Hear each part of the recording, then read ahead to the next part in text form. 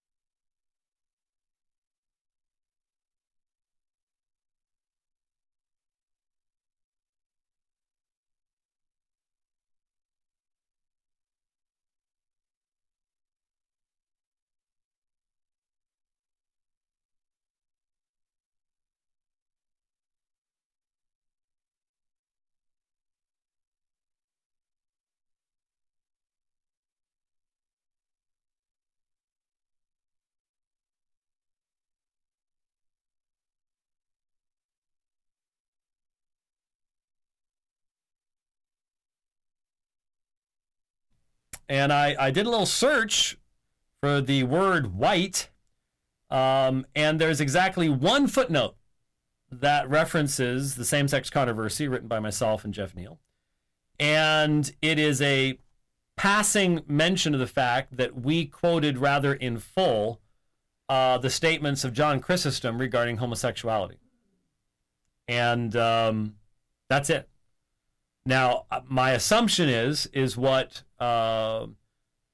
Matthew Vines will say is, well, I've tightened up my arguments, or I've this, that, or the other thing, and I didn't really see that. I do see some material in the book that wasn't in the video, but that would make sense. The video is an hour long. The book is 3.5 hours in audio, so there has to be more there as far as footnotes and references and things like that.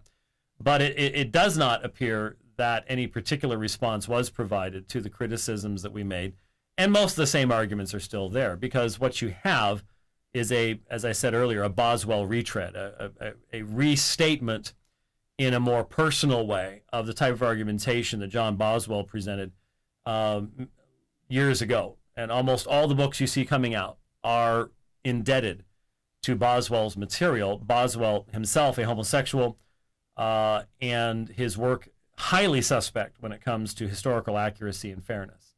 And so very important to keep that in mind.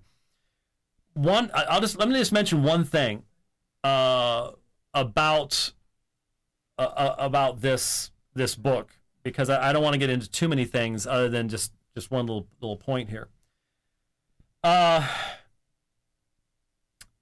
Everybody's saying that sound's back, huh? What did you do? Lay hands on it? Restarted Wirecast. Okay. That's good. That's a good thing, I suppose. It's still not the best scenario. We've definitely got a problem with this sound card, and I'm not exactly sure why it's doing what it's doing, but we'll muddle through. Hopefully, we'll muddle along and get the gist of. How's the blood pressure doing? Oh, don't. Yeah. Okay. For those who've never done anything like this, if you're sitting in front of 5 screens, 2 cameras, and 3 people, trying to talk about something like this while you're seeing all the stuff going on Twitter and in the channel, and it ain't easy. So if I've seemed a little bit scattered, aside from the fact that I got up at 2 o'clock this morning, that's probably why. So I apologize for that, but it does happen, and we will get it all worked out. Once we got it working, we won't touch anything, and that's sort of how you do these things. But anyways, Dr. Mohler has recognized the importance of this book. I recognize the importance of this book. I recognize the importance of Ken Wilson's book, A Letter to My Congregation. I recognize the importance of Torn, Justin Lee's book. Let me use an illustration that maybe some of you will catch that otherwise you might not hear from me. How many times have I talked about the fact that most Protestants are Protestants of convenience rather than conviction? They believe what they believe because that's what we believe at my church. And, the Roman Catholic Church, well, it's a little bit weird, the Pope and the silly hat and the censors and that stuff. But it's not a conviction that it's a gospel issue. It's not a conviction that the gospel stands or falls with issues that are related to Roman Catholicism, that Rome has a false gospel. There aren't that many Protestants of conviction anymore. And many that are Protestants of conviction are ignorant Protestants of conviction, so it becomes Protestants of prejudice rather than conviction, which doesn't really help us much either. The reason that someone will hold to the truth of justification by faith is when that conviction really goes into the soul. I've said of people who've become Roman Catholics, for example, I can't imagine anyone who has ever truly, with their heart and soul, recognized the beauty of the imputed righteousness of Christ, then trading that away for the treadmill of Roman sacramentalism. I can't believe that could happen. It'd be so strange for someone to be able to do that. Well, use that as an illustration for what we have here. I'm afraid the vast majority of evangelicals who are opposed to the normalization of homosexuality, homosexual behavior, and certainly opposed to the redefinition of marriage, do so not out of a knowledgeable, knowing, thought-through conviction about God, God as creator, gender as part of God's intention for mankind, as a result, marriage being something that reflects God's purposes, as being a gift of God that stabilizes society, that gives us what we need to be raised properly, to have a proper foundation for living a godly life, etc., etc. Rather than having a positive conviction that this is Jesus' teaching, Jesus clearly taught that marriage is this, gender is this, he honored the law of God, all of that, I'm afraid that most evangelicals, the real foundation of their view of homosexuality is the ick factor. Now, there is an ick factor to homosexual practice and to the vast majority of homosexual experience. There's an ick factor. It's a natural ick factor. But that's not enough. It may have been enough in generations past. It's not enough anymore. And it's not going to be enough for us over the next few years. Because given the speed at which this has been going, I'm not in any way being an alarmist to say that 10 years from now, we may not have the freedom to even discuss what we're discussing right now without facing severe civil and who knows, maybe even criminal repercussions for so doing. And if anyone says, oh, you haven't been paying attention. You haven't been paying attention. And as Dr. Mohler says, it's an inevitable moment of decision. And everyone's going to have to make that decision. You are going to have to make that decision. And if you say, well, I'm just going to leave that to my elders, you got to realize what your elders decide as the position of the church is going to have tremendous impact upon you as an individual. And it has to be a personal conviction on your own part that your church is speaking the truth on this matter. And there will be many of you listening to the sound of my voice right now that will go to churches that will choose to go the other way, that will choose to de-emphasize the biblical teaching on morality and ethics and sexuality, and especially the nature of marriage. And the reason they will do so is because they will read these books, and they will read Ken Wilson's book, and they'll read Matthew Vine's book, and they will fundamentally reorient the Christian message to avoid the pressure of the society. These books, and Dr. Mohler brings this out, these books will give them the excuse they need to opt out of the conflict. And I'm no pollster, I'm not a prophet nor the son of a prophet. My gut feeling is that as I look at the state of evangelicalism in the United States today, that split, that change is going to leave those who hold to, and I hate this terminology, but the traditional view of marriage, those who hold to a biblical, the only possible biblical understanding that marriage is heterosexual, one man, one woman.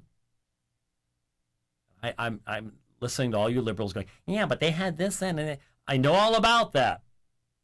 Look at what Jesus taught, okay? One man, one woman, it's heterosexual. That's definitional of what it means to marry. That's how you get a husband and a wife, not two husbands, not two wives. The words have meanings. You can't change that. The number who will stand on that ground will be the minority of what calls itself evangelicalism today.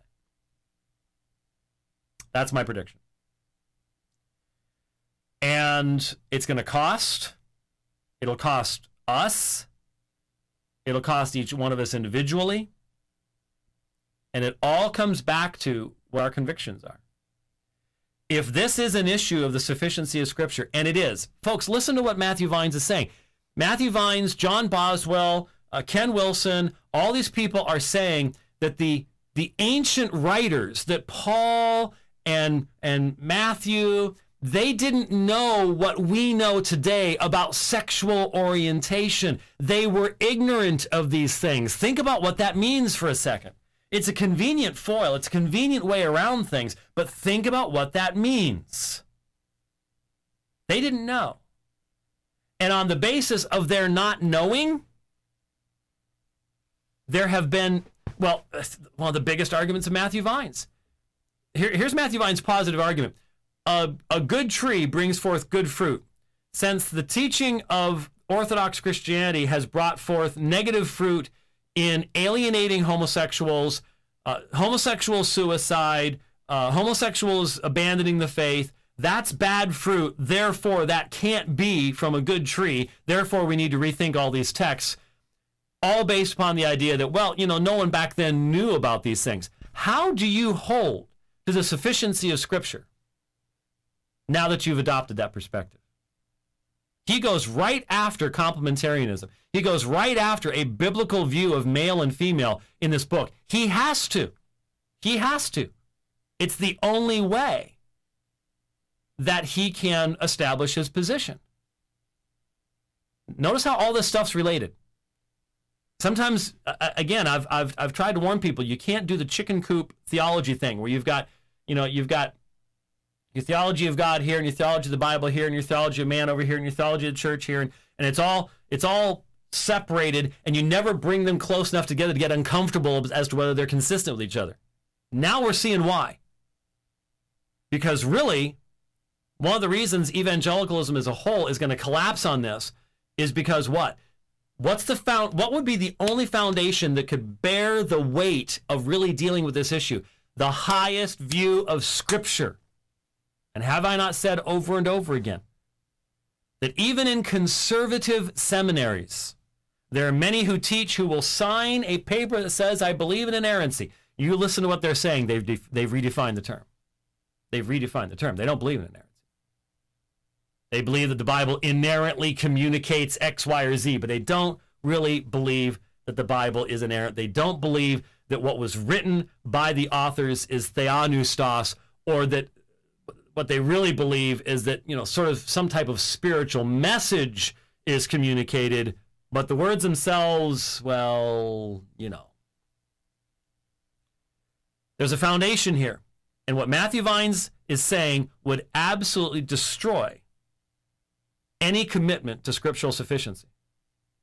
And it absolutely destroys our ability to define sin so as to proclaim the gospel. If there is no sin, if you cannot define sin, if sin is just simply a personal preference that I have and I define it, and it's when I'm not the best I can be. If that's what sin becomes, how is that going to impact our proclamation of the gospel? The gospel becomes a personally defined thing rather than an objective, powerful message that calls men and women, boys and girls, to bow the knee in submission, in repentance, and faith toward the Lord Jesus Christ. This is a gospel issue. What Matthew Vines is doing is nothing, absolutely nothing short of seeking to completely subvert the gospel message. That's what's going on. And so when we look at these books, they are providing the excuse for those who are already compromised in the area of scriptural sufficiency, sola scriptura, tota scriptura. They're already compromised there, so the foundation is no longer solid for them to stand firm on issues like this.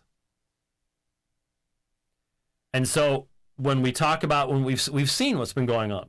We've seen what's been going on in what calls itself evangelicalism, in the erosion of the roles of male and female, in the denial of complementarianism.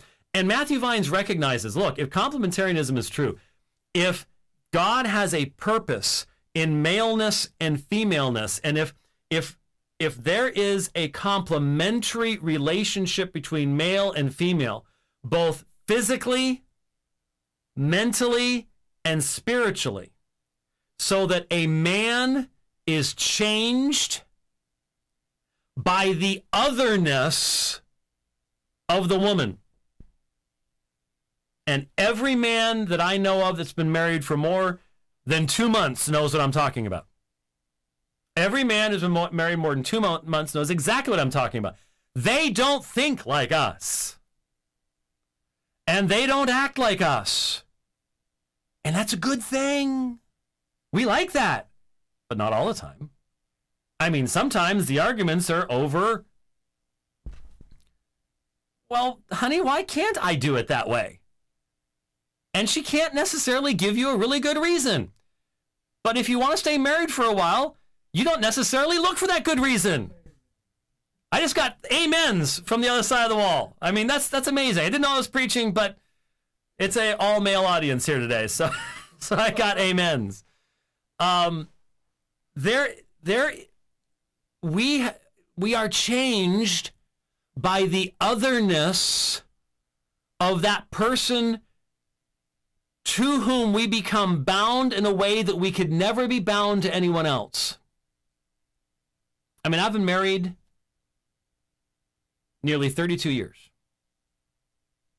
That's not bad, you know? 32 years is a while. Some of you are listening to me haven't been around that long. A lot of people listening have not been around that long. 32 years, all right? I have not been the perfect husband.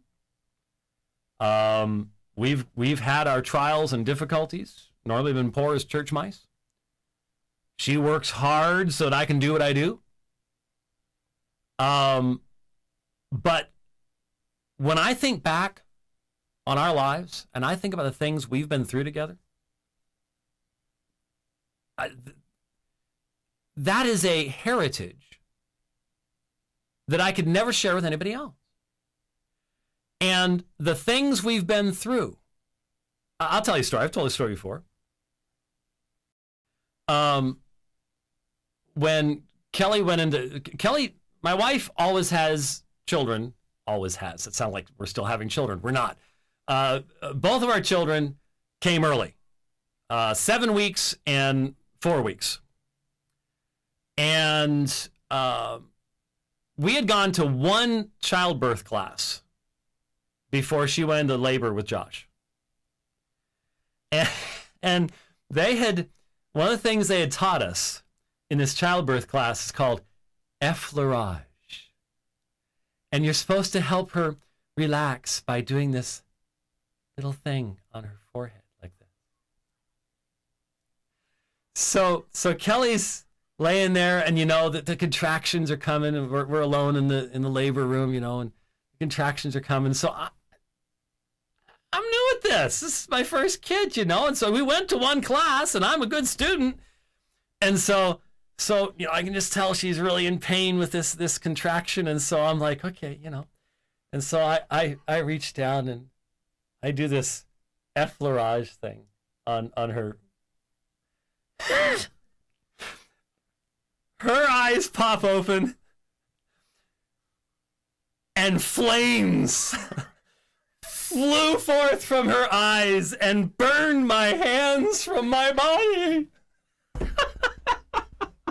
Well, at least that's what it felt like. Her eyes pop open, and she looks at me, and she says, with the voice of Legion, says, "Don't touch me."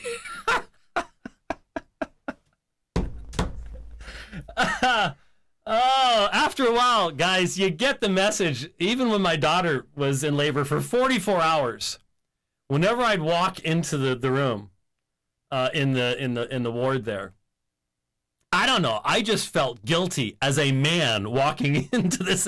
It's like the entire mental attitude of all the women was, this is your fault, people. If they weren't for you people, we wouldn't be going through this. You know, it's like, I say it outside most of the time. It's just with it. So the point being, there are experiences we had. I could not have had that experience with a man. Complementarianism says that there is something in the correspondence and yet the difference between man and woman that changes us both and is absolutely necessary in God's created order for that kind of life-giving, the two shall become one flesh relationship. The point is, homosexual relationships, whether it's man, man, woman, woman, is a relationship with a mirror image. It is fundamentally disordered.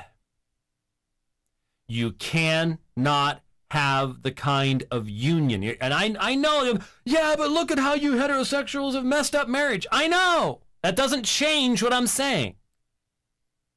That doesn't change anything. The reality still is that if we want what God has designed us to be, you don't fall in love with a mirror. And Matthew Vines knows that's exactly what the problem is.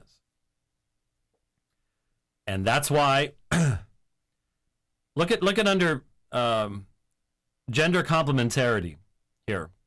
I actually have it, I should have it anyways, on the screen. How would same-sex unions undermine Scripture's plan for human sexuality?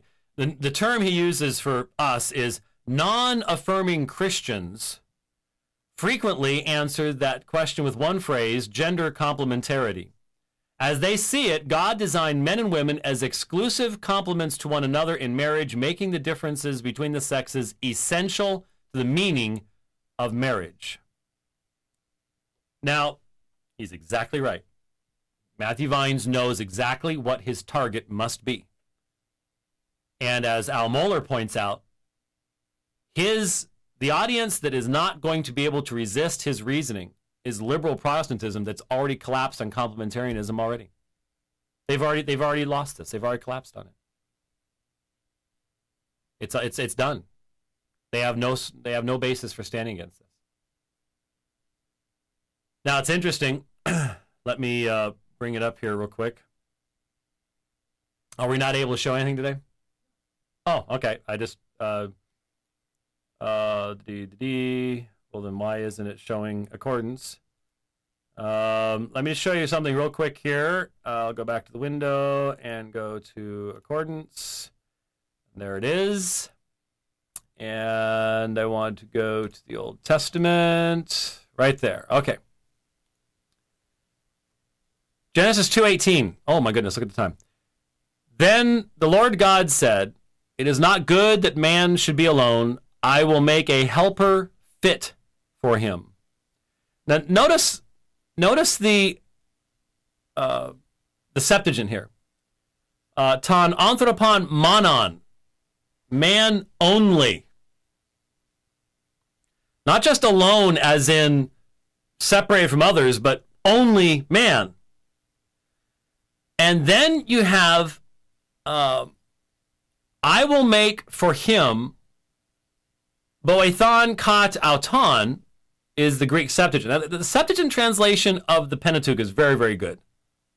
The level of the Septuagint translation elsewhere, not so much. But in the Pentateuch especially. So that is how they render, here in verse 18, this, an etzer, a helper, kenegdo, a corresponding to, not the same as. The whole context here is all the animals are brought before Adam, and look, they're in pairs, most of them are. Look at that, and none are found that corresponds to Adam, and so I will make a helper who corresponds to him, a helper fit for him. And Matthew Vines recognizes, you know what, in this story, he doesn't make another man. He makes a woman. And nobody that I can think of until the modern age ever thought that what this story was saying was, well, you know, the whole thing is that Adam needed companionship, and it just so happens that God made a woman so that we could have like humans, you know, because, you know, that's how you have humans, but that's not really what the correspondence is. No, it is what the correspondence is. The fit helper for the man is not another man. It's a woman. And the one for whom she is created to be the fit helper is not another female. It's a man.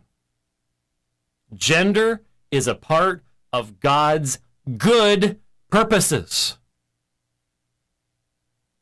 And fundamentally, we are having a denial of that. We see that in Vines. We see that in how he's going to argue this later on.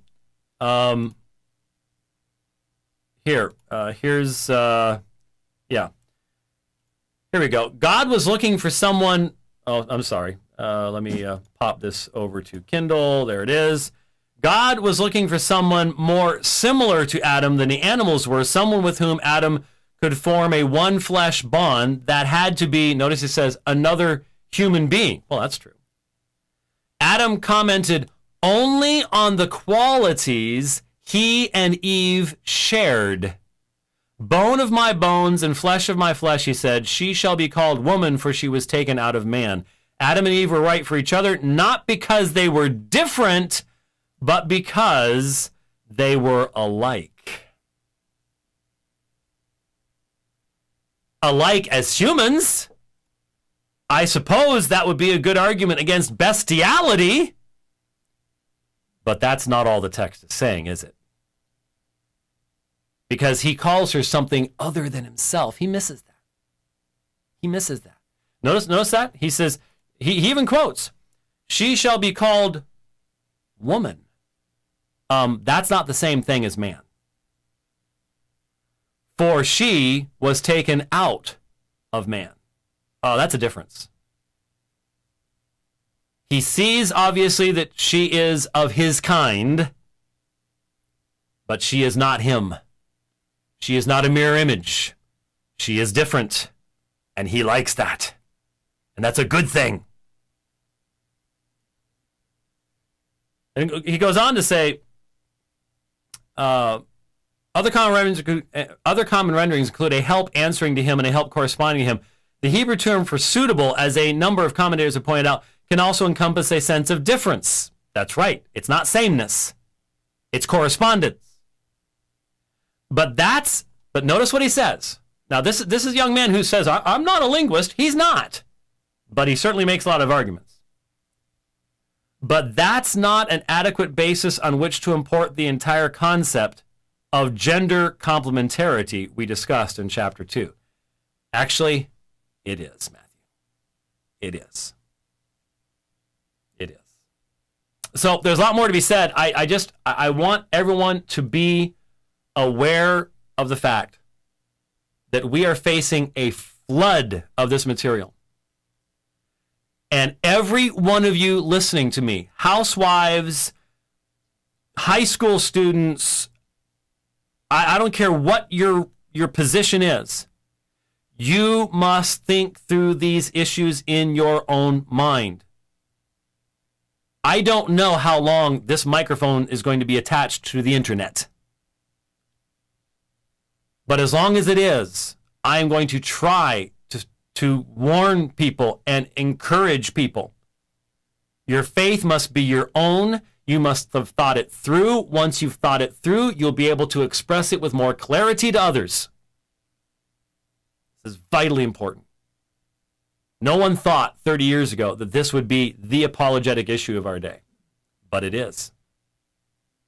And you know as well as I do that so many opportunities are available to you right now to discuss this area. Have you ever thought through how you can move from this area to the gospel presentation? Not in some cheesy, cheap way, but in recognizing that since this is a gospel issue, it naturally leads us directly to making that presentation. I think it's vitally important. I think it's vitally important. We're going to have much more to say about that. We got off on a little bit of a rough start, but we will press on in the few minutes that we have left. We only have about 12 minutes left in the program, so I did want to shift gears a little bit. And I wanted to play something that's, I think it's important to play this, and this is a real shift. I mean, you smell that? That's the clutch burning. It's the clutch on the program. I have, it's really screaming right now, but we're gonna. This would normally be, hey, do you have a commercial queued up, type thing, but we don't have time for that today because we had some issues at the beginning. Most of you heard the announcement that I made the last time that we were on the air, that Pastor Jason Smathers, who was sinfully sued by Dr. Ergun Caner, who is unrepentant of his having sinfully sued a fellow Southern Baptist and fellow Christian, that the lawsuit against Jason Smathers for having posted the videos of Ergun Caner lying through his teeth to the Marines was dismissed with prejudice. That the judge found, quite appropriately, that this was a matter of fair use, this was a matter of criticism of Ergun Caner, and therefore the lawsuit was dismissed. I would really hope that once people have an opportunity of viewing these videos, that if he were to consider appealing this judgment, that so many people would come down on top of him that he would never think to do it. That would be the right thing to have happen. Well, that will actually happen, I don't know, because he has a number of enablers and people who assist him. I wanted to show you just one little short snippet from the one of the two Marine Corps videos. The quality stinks. The very fact that someone would try to copyright, he never has actually finished even applying for a copyright, but the fact someone would try to copyright things that he now says, what is the story anyways? I mean, on Twitter, he's talked about how these are all edited and uploaded by hyper-Calvinists and all the rest of this lunacy, and that so evidently these are all just a bunch of lies.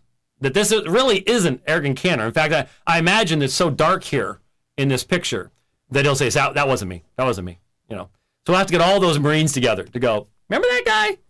But anyway, I just wanted to play one little clip here and point something out, and then invite everybody to call the Office of Communication at Bruton Parker and talk to good old P.D. Lumpkins and see if he can explain this for you, because I guess that's his job now, is to make up excuses for Ergun Caner.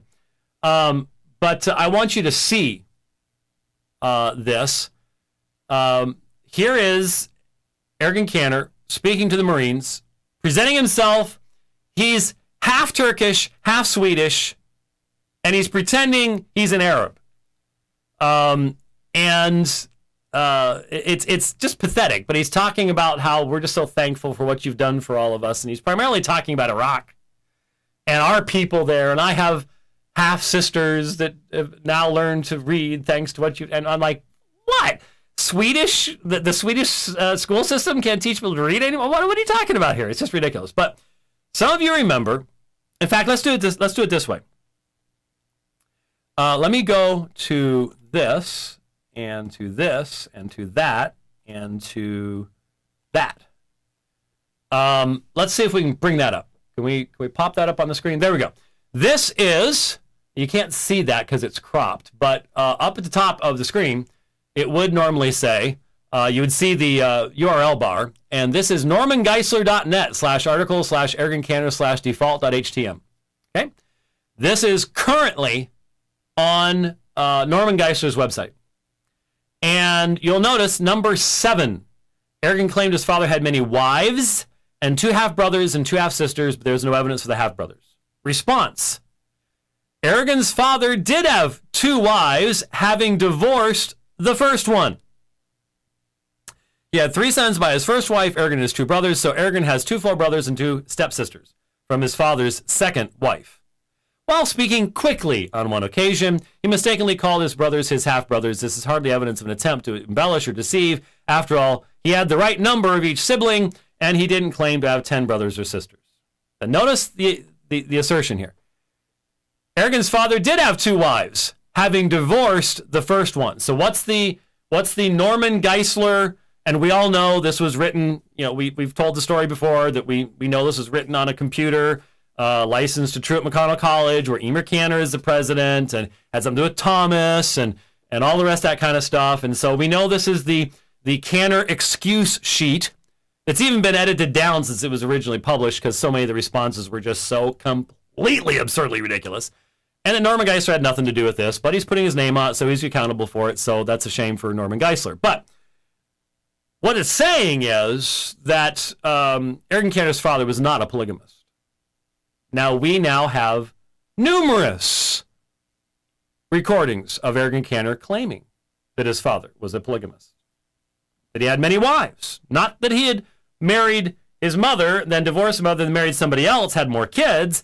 That's not called polygamy in most people's minds, and it certainly wouldn't be the Abraham lie where he brings his wives with him and all the rest of that stuff.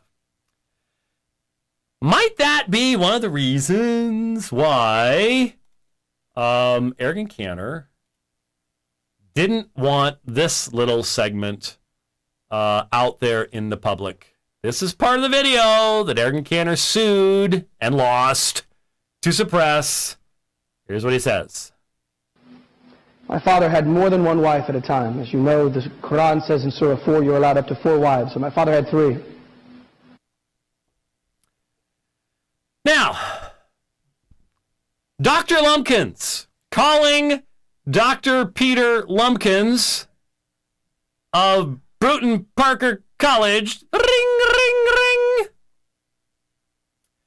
Dr. Lumpkins, sir, could you please explain how the president of your college could say, well, what he just said, where he said, my father had multiple wives at the same time. And in fact, he said he had 3 in the context of at the same time.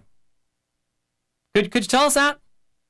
Now, someone in channel had said that if I go to 1 minute and 15 seconds, or I'm sorry, to 1 hour and 15 seconds. Let's just see. Because my father had listed my mother as property. It's true. And the guy said, your wife's not property. He said, of course she is. And then he brought his sisters. She's his other wives. That's how we bring in our other wives into America. We call them our sister. There you go, folks. There isn't any question about this. No rational person on the planet could miss what Ergun Caner was saying to those Marines. He was saying that when his father, now if you, and there's so much more we could do. He talks about how he pretends that when he came here he had no idea what American culture was like and all the rest of this. Remember, this is the guy who was here from the time of his earliest memories. How many of you can remember things before your 3rd birthday with clarity? And even that, before that, he was in Sweden. So here's a man standing in front of these people, pretending to tell them what life is going to be like where they're going to serve. And he has no earthly idea. And what he's telling them, without any question, is that his father was a polygamist, and that he brought, not married once he got here, but brought with him his other 2 wives and claimed they were his sisters. That's what he says elsewhere is the Abraham lie. There it is. You just watched it. You just heard it. The only excuse that these people are going to offer is, well, wonder how much time Jason Smathers spent editing that video. Man, he must He must have industrial light and magic working for him. Must have, I mean, there must be, I did not know that Hollywood was infested with hyper-Calvinists. Did you know that? Did anybody, do y'all know that? I didn't know that. But it must be, because that's the only way you could have so many people trained in video editing to somehow create Ergun Caner's voice and his likeness and stick it on video like this. I would love to hear what Petey Lumpkins, Dr. Peter Lumpkins, Vice President of Communications, Bruton Parker College. I'd like to know what Peter Lumpkins says about, because we can't seem to get Ergun Caner to comment on these videos. But maybe Peter Lumpkins will. So why don't we ask? Why don't we ask? And while we're at it, could somebody, please, who knows Norman Geisler, who has Norman Geisler's ear, some of you powerful big guys, could you show him this? Could you print out what's on his website and then show him this video and go, Norm, what you doing? He ain't going to listen to me. Maybe some of you who are older than Dr. Geisler, because he won't listen to people who's younger than he is. So maybe some of you that are older realize, you know, Norm, got a little problem. Somebody needs to deal with it. Somebody needs to deal with it. So, there you go. Wow, that was fun. Are we going to have some real surgery to do afterwards, try to fix this thing? So it wasn't even recording right? Well, the first part, I mean, we got the audio and all, but, you know. Freeze frame, that kind of thing? Yeah, the vast majority of the show, we got the audio in the YouTube. Apparently it's a little muddy, but they got the gist of it. So I'll figure it out. All right. Was it his fault or his fault? No. You don't understand. We have scapegoats here. Oh yes, we do have scapegoats. Well, no, I don't do what Peter Lumpkins. I mean, no, it was definitely me. Okay. No question about it. It was not any hyper Calvinists. There were any hyper Calvinists in there? Wow. No. I thought this place was filled with them, according to what we're told. Nothing like that. All right. Yeah. Well, I guess that does it then. So thanks for listening to the program today, and who knows what we'll do tomorrow. Actually, I do. Oh, tomorrow. From 1 to 2 p.m. our time, I'm going to be out with Janet Mefford talking about Matthew Vines. And then we'll go straight from Mefford right into the dividing line right afterwards. So really, we are doing 2 hours tomorrow, just sort of differently. So keep that in mind if you want to be listening. We'll see you tomorrow then. Here on the dividing line. God bless.